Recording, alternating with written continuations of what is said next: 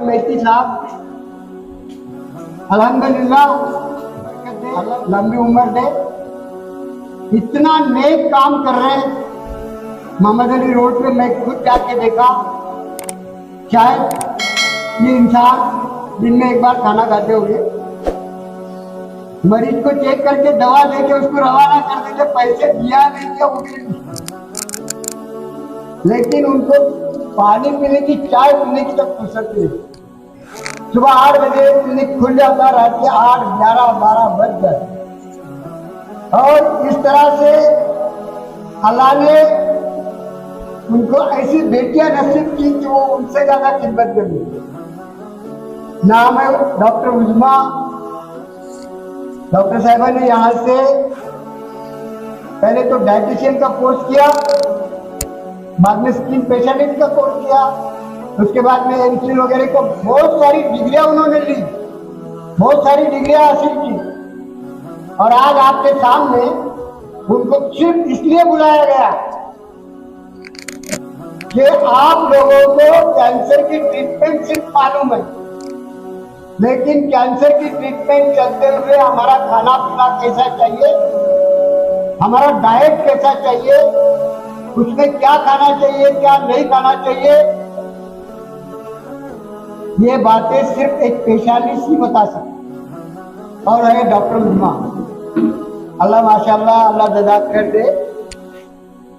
बहुत फक्र होता है हमको हमारी इन बेटियों पर।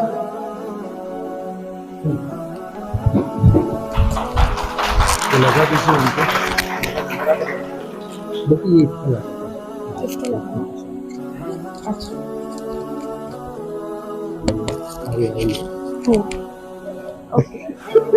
घबरा मत, अल्लाह बहुत बड़ा हो जाएगा। Good afternoon. जो भी यहाँ पे इस वक्त मौजूद है, उनको मेरा सलाम, प्रणाम। सर ने मेरी बहुत तारीफ की, इसलिए मैं लायक नहीं हूँ, इतना मैंने कुछ ग्रेट नहीं किया है, पर कोशिश है कि आगे जाके जरूर सर के जो कदम है उस पे अगर मैं चल पाई। टाटा मेमोरियल हॉस्पिटल से भी हासिल की है, ख्याल में रखना। डॉक्टर शहनाज गुप्ता, क्या नाम उनका? शहनाज जी, उनके साथ इन्होंने काम किया और उनसे जो हासिल करना था। यहाँ बुलाने का मकसद सिर्फ ये है कि ट्रीटमेंट तो सबको मालूम है, मैं भी बड़ी बड़ी बातें करके निकल जाऊंगा, लेकिन असल जो है कि कैंसर का मरीज क्या खाएगा तो उसको विटामिन कैलोरी कैसी मिलेगी, क्या नहीं खाएगा जिससे उसकी तबीयत नहीं खराब हो। प्लीज। तो मैं सर को बहुत बहुत शुक्रिया, थैंक यू तो बहुत बहुत शुक्रिया कि उन्होंने आज मुझे यहाँ पे बुलाया और मुझे आप तक ये अवेयरनेस, ये चीज़ बोलने का मौका दिया।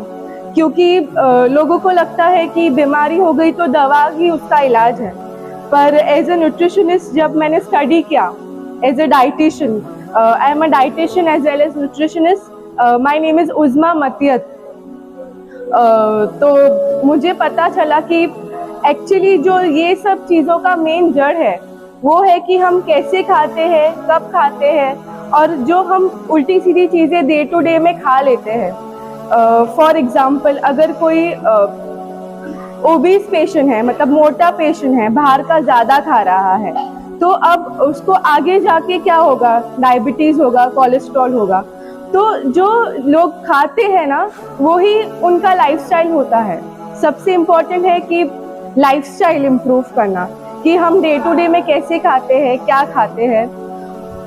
तो अब हमारे जो लोग हैं, हमारे जो पेशेंट्स हैं, हमारी जो फैमिली है ये, तो उनके लिए मैं कुछ बोलना चाहूँगी। जो इस टाइप के जो मरीज़ होते हैं, जो लोग होते हैं, तो उनके लिए सबसे इम्पोर्टेंट क्या होता है, उनका खाना पीना।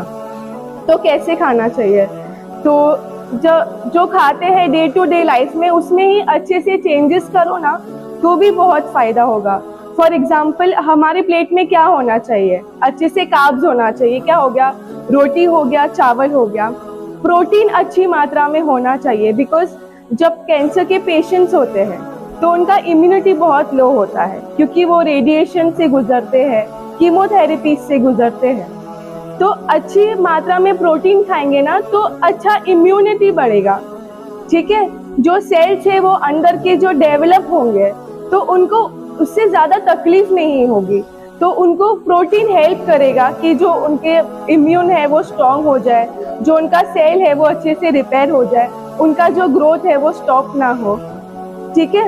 और क्या होना चाहिए, अच्छे से फाइबर होना चाहिए डाइट में, वेजिटेबल्स और फ्रूट्स जो बहुत इम्पोर्टेंट है। लोग दवाई में खर्चा करेंगे, हर चीज़ में खर्चा करेंगे, लेकिन हेल्थ के लिए हमेशा पीछे हट जाएंगे। तो एक फल भी दिन का खा लेंगे तो उनको उस चीज़ से बहुत ज़्यादा फायदा होगा, क्योंकि उसमें एंटीऑक्सीडेंट्स होते हैं जो हमारे सिस्टम को क्लीन करते हैं। कैंसर का सेल फ्री रेडिकल से बनता है जो पोल्यूशन से हमारी बॉडी में आता है, ठीक है। तो एक फल भी दिन का खाएंगे तो उनका बॉडी क्लीन होगा, ठीक है। अब एक इम्पॉर्टेंट चीज़ है जो इस टाइप के मरीजों को मेंटेन करनी चाहिए, वो है हाइजीन। तो इस टाइप के मरीजों को हम देते हैं न्यूट्रोपेनिक डाइट। अब वो क्या होता है, जब इंसान कीमोथेरेपी या रेडिएशन से गुजरता है ना तो उनका इम्यूनिटी बहुत कमज़ोर हो जाता है। थोड़ा भी बाहर का उल्टा सीधा खा लेंगे ना तो उनको उस चीज़ से तकलीफ हो जाएगी। उस टाइम पे हम ये डाइट देते हैं।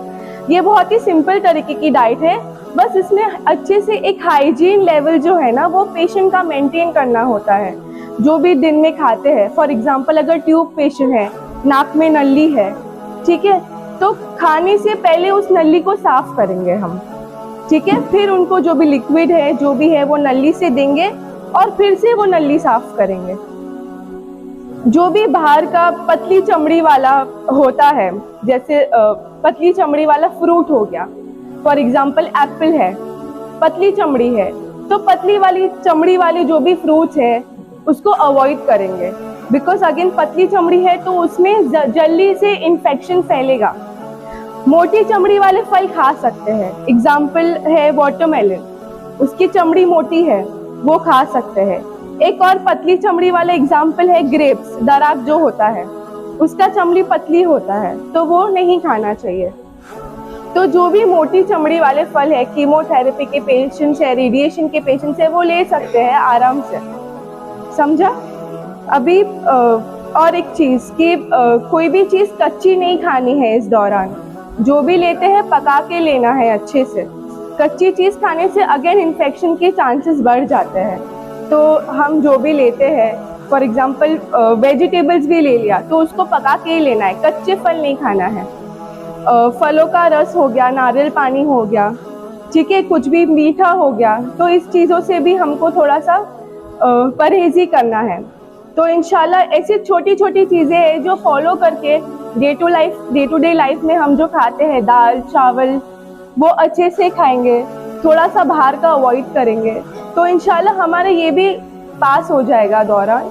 और इंशाल्लाह कोई भी डरने की बात नहीं है, सिर्फ थोड़ी बहुत जो अवेयरनेस है, जो सिंपल चीज़ें हैं वो फॉलो करेंगे तो इंशाल्लाह आप अच्छे से अपना लाइफ जी पाएंगे। और न्यूट्रिशन के सहारे ही आपको जो इम्प्रूव होगा ना बॉडी में, तो आपको आगे जाके दवाइयाँ खाने की भी शायद ज़रूरत ना पड़े। तो सिर्फ यही पेशेंट्स नहीं, जो भी लोग हैं, जो भी बाहर के भी जो दूसरे भी टाइप के जो मरीज़ होते हैं, तो अगर डाइट पे थोड़ा सा कंट्रोल कर लेना तो इंशाल्लाह लाइफ सुधर जाएगी सबकी। Thank you.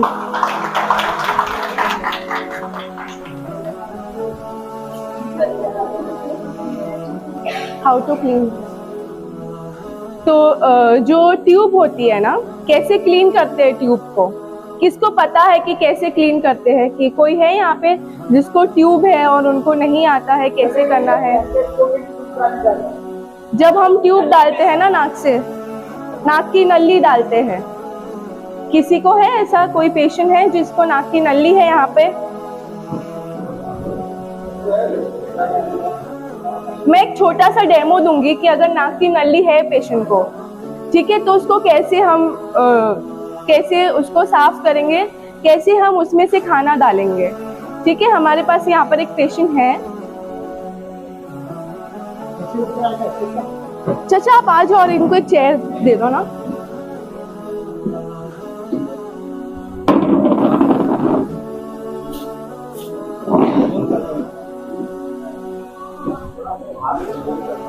अभी हम मोस्ट ऑफ द पेशेंट्स जब देखते हैं ना तो उनकी नली बहुत ही गंदी होती है।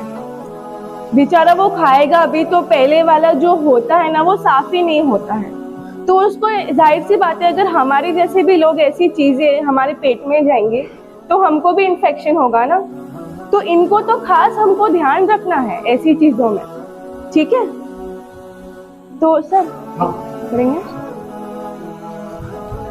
कभी भी ना पेशेंट को पहली बात तो नली से देते समय कभी भी सीधा नहीं बिठाना है, जोर आएगा उनके, ठीक है। तो कभी कभी नली वाले पेशेंट्स आएंगे ना तो बोलेंगे बहुत उल्टी जैसा लगता है हमको, जब भी आएंगे तो यही बोलेंगे कि बहुत उल्टी जैसा लगता है। तो हम एक ही चीज पूछते हैं कि आप कैसे बैठ के खाते हो, ठीक है। तो वो बोलेंगे मैं सीधा बैठ के खाता हूँ, ठीक है, जो कि गलत तरीका है। हमेशा थोड़ा सा टिल्ट पोजीशन होना चाहिए। थोड़ा सा बाहर आओ चाचा। हाँ, उनको हमेशा बोलना है कि टेका लगा के खाओ, ऐसा पोजीशन होना चाहिए, ठीक है। थोड़ा सा स्लैंट, एकदम भी नहीं, थोड़ा सा स्लैंट बैठ के खिलाना है उनको हमेशा। फिर ये जो नली होती है ना, ये जो नली होती है,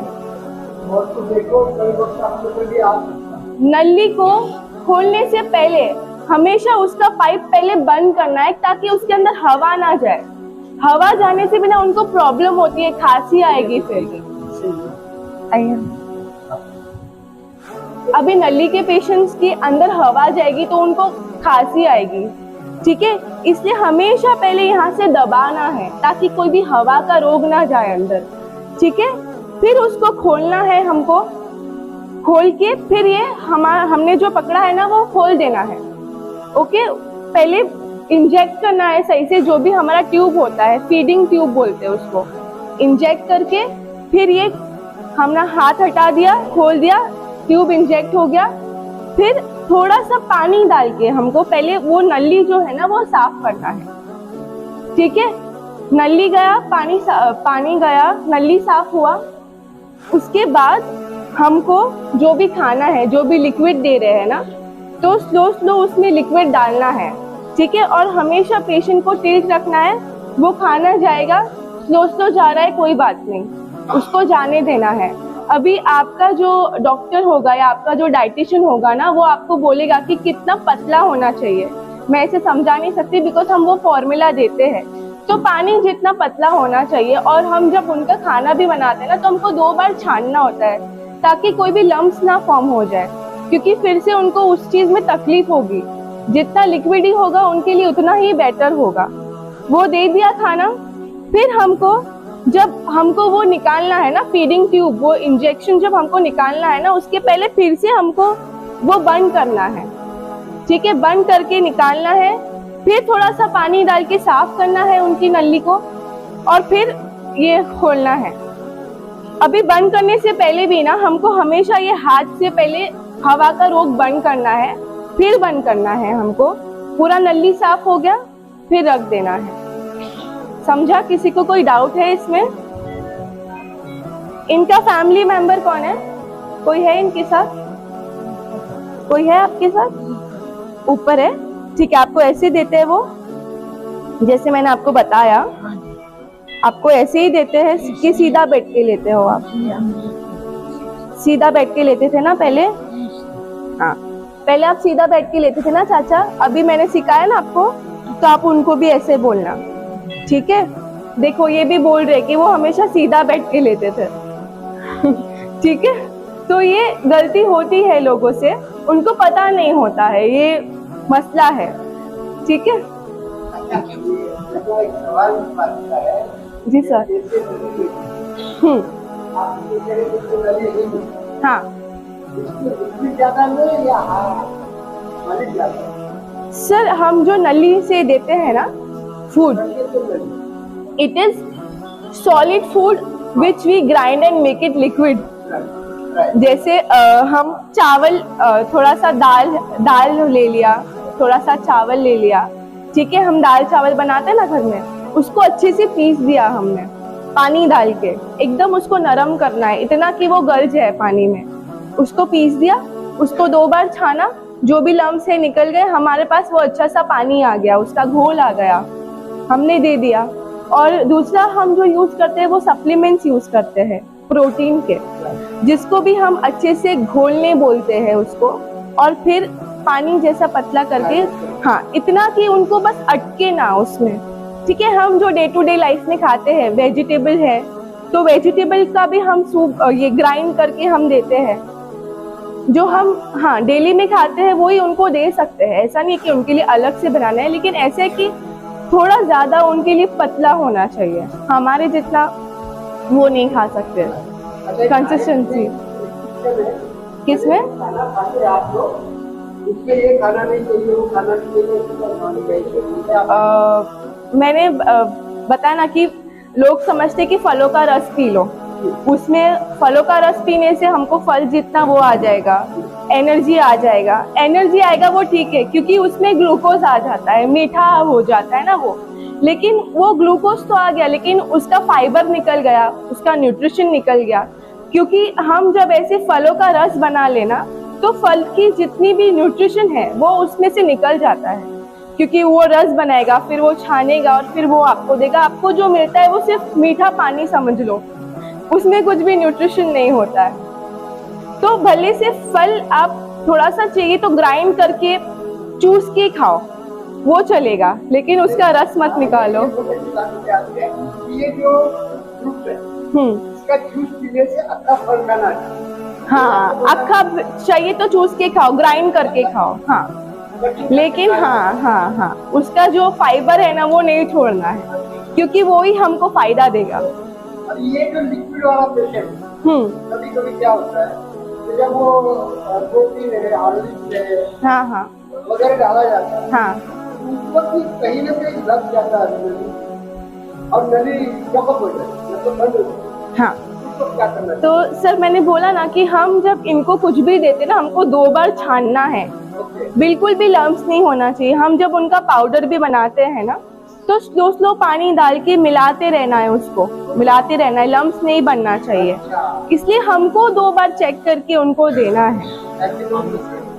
जी, बिल्कुल ही लिक्विड होना चाहिए, लम्स नहीं होना चाहिए, आराम से चला जाएगा, कोई दिक्कत नहीं हो। ठीक है, डाइट के बारे में कुछ बताओ। डाइट के बारे में मैंने उनको बताया ना कि न्यूट्रोपैनिक जो डाइट होता है, हम वैसे टाइप ऑफ डाइट देते हैं कीमो वगैरह कैंसर के पेशेंट्स को, जो कीमो और रेडिएशन से गुजरता है। तो उसमें एक जो इजी वर्ड्स में बोलो तो हाइजीन का ध्यान रखना है, उसमें सफाई बहुत होनी चाहिए, क्योंकि थोड़ी चीज भी तकलीफ दे सकती है। डाउट है या किसी को कुछ पूछना है तो पूछ सकते हैं, चाहिए तो मैं अलग से बैठूंगी, आप अलग से आके पूछ सकते हैं, कोई मसला नहीं है।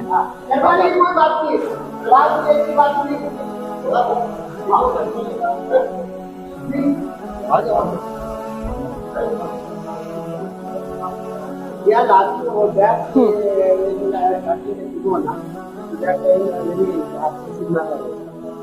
गैस होता है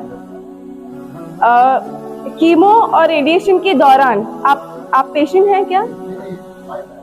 कौन है पेशेंट? वाइफ है।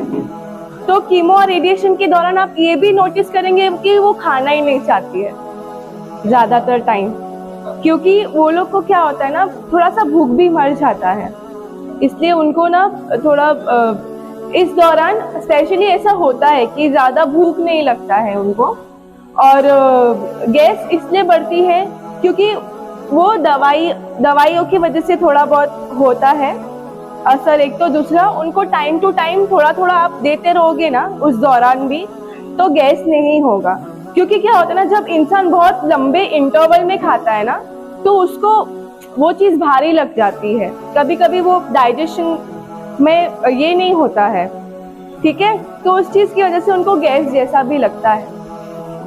इसलिए कभी भी ऐसा जब कीमो या रेडिएशन पे है ना पेशेंट, उनको 2-2 घंटे में जैसे खाना है ना वो देते रहो, ठीक है। आप एक थोड़ा सा फल भी दे दोगे ना, जैसे मतलब मोटी चमड़ी वाले फल खा सकते हैं, तो वो फल एक थोड़ा थोड़ा भी दोगे ना पूरे दिन में वो चलेगा, तो वो कुछ ना कुछ खाती रहेगी ना, तो उनको ऐसा एसिडिटी जैसा फीलिंग नहीं होगा, अब आप भी बहुत लंबे समय तक भूखे रहोगे, एकदम से कुछ खा लोगे ना, आपको भी ऐसा लगेगा।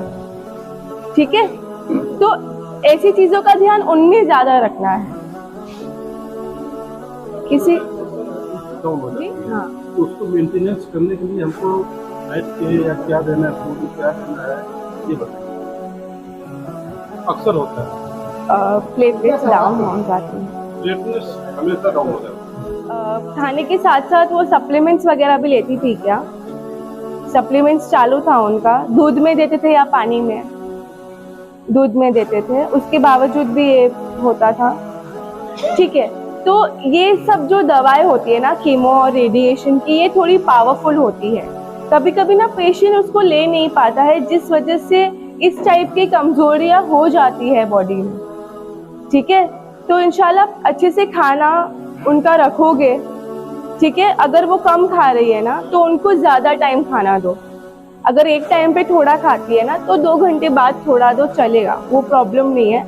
लेकिन एटलीस्ट ये चीज मेंटेन रखो कि वो खा रही है अच्छे से।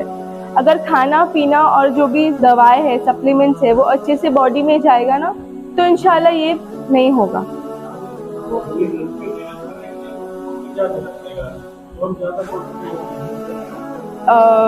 तो मैंने आपको बोला कि खाना पीना अच्छे से खाएगी, जरूरी नहीं है कि एक पर्टिकुलर चीज, तो वो उससे हो जाएगा मेंटेन। मैडम, इनको बोलना ऐसा है कि हमारे बच्चे को ब्लड कैंसर है। हाँ और बच्चा खाना नहीं खाता। हाँ, तो आपको मैं देख आपसे एक्सपेक्ट कर वो पता ही नहीं मैडम। बच्चा खाना नहीं खाता है, मुंह से ही देते हैं ना, मुंह से ही देते हैं ना। खाना नहीं खाता है वो तो बच्चा है, ठीक है, लेकिन आपकी वो जिम्मेदारी है कि एक दिन में आपको जितना बताया है आपको उसको उतना देना है। क्योंकि जब वो खाएगा ही नहीं तो बाकी चीजों का कैसे, बॉडी कैसे उसका फाइट करेगा? ठीक है, नहीं खाएगा ना तो ग्रो कैसे होगा, बच्चा बड़ा कैसे होगा, उसके अंदर का जो है ना, जो उसको तकलीफ है वो रिपेयर कैसे होगा? मैंने बोला ना, ऐसे पेशेंट्स होते हैं जो खाते नहीं हैं, तो उस टाइप पे हम लोग को सप्लीमेंट ज्यादा देना पड़ता है उनको, कि ताकि वो कुछ तो घोल मिला के पी ले। ठीक है, वैसे तो आप बोल सकते हैं, आप खिला सकते हैं, थोड़ा बहुत बोलो कि खाने खाएगा तो तू अच्छा हो जाएगा। आपको उनको थोड़ा सा पुश करना है। ठीक है, एज ए डॉक्टर हम आपको गाइड कर सकते हैं। हाँ,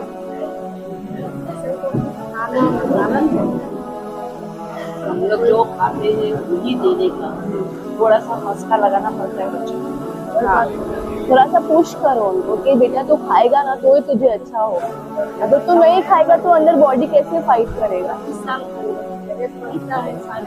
हाँ हाँ हाँ,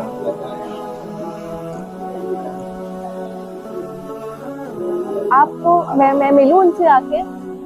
ठीक है, मैं मिलती हूँ आके, मैं समझाती हूँ आके। बोलने का नहीं। ठीक है, और किसी को?